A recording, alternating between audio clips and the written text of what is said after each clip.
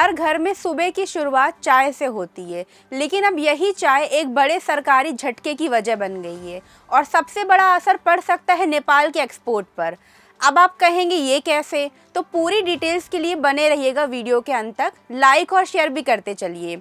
तो शुरुआत करते हैं नेपाल की अर्थव्यवस्था से, क्योंकि 1 मई से भारत सरकार एक ऐसा नया नियम लागू करने जा रही है जिससे पूरे चाय कारोबार में हलचल मचा दी है। अब भारत में बाहर से आने वाली हर चाय की अनिवार्य लैब टेस्टिंग होगी और अगर क्वालिटी सही नहीं मिली तो सीधा एंट्री बंद। मतलब साफ है, अब भारत में सिर्फ वही चाय बिकेगी जो टेस्ट में पास होगी। और इस फैसले में सबसे बड़ा असर नेपाल समेत दूसरे देशों के चाय निर्यातकों पर पड़ने वाला है, जो सालों से भारत को चाय सप्लाई कर रहे थे। भारत सरकार ने साफ कह दिया है कि 1 मई से आने वाली हर चाय की खेप की जांच होगी, चाहे वो नेपाल से आए या किसी और देश से। हर सैंपल को लैब टेस्ट से गुजरना होगा और तभी उसे भारतीय बाजार में एंट्री मिलेगी। अब नियम सिर्फ इतना ही नहीं, बल्कि प्रक्रिया भी बेहद सख्त कर दी गई है। टी बोर्ड इंडिया के मुताबिक हर आयातित चाय की जानकारी ऑनलाइन पोर्टल पर देनी होगी, जैसे चाय कब आई, कहाँ स्टोर होगी और कौन सा कंटेनर है, और उसका पूरा रिकॉर्ड। और हर सैंपल पर करीब 11,120 रुपये का टेस्टिंग चार्ज और जीएसटी भी लगेगा।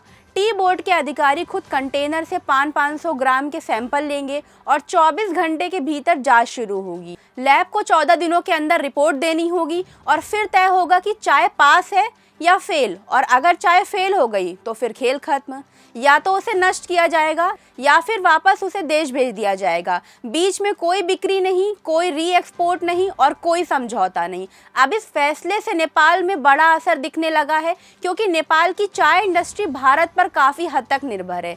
नेपाल टी प्लांटर्स एसोसिएशन के उपाध्यक्ष शिव कुमार गुप्ता ने साफ कहा है कि इस नियम से चाय का निर्यात लगभग रुक सकता है, क्योंकि जब तक टेस्ट रिपोर्ट आएगी तब तक ट्रक बॉर्डर पर ही खड़े रह जाएंगे।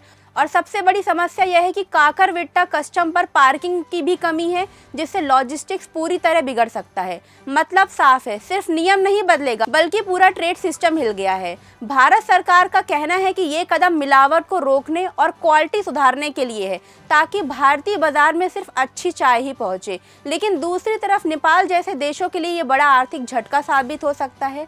अब सवाल यह है कि क्या ये नया नियम चाय की क्वालिटी सुधार देगा या फिर पड़ोसी देशों के व्यापार को थोड़ी मुश्किल में डाल देगा, क्योंकि 1 मई से खेल बदलने वाला है और चाय की हर पत्ती अब जांच के बाद ही कब तक पहुंचेगी। तो क्या ये फैसला भारत के लिए सुरक्षा है या नेपाल के लिए संकट? इसकी पूरी अपडेट और असर जानने के लिए जुड़े रहिए हमारे साथ। एक तरफ भारत चाय की क्वालिटी को लेकर सख्त हो रहा है और दूसरी तरफ नेपाल की चाय इंडस्ट्री मुश्किल में दिख रही है। अब देखना यह है कि ये नया नियम कारोबार को बढ़ाएगा या फिर व्यापार में रुकावट लाएगा। ऐसे ही ताज़ा और बड़े अपडेट्स के लिए चैनल को फॉलो करें और कमेंट में बताइए क्या यह नियम सही है या नेपाल के लिए मुश्किल बढ़ा देगा।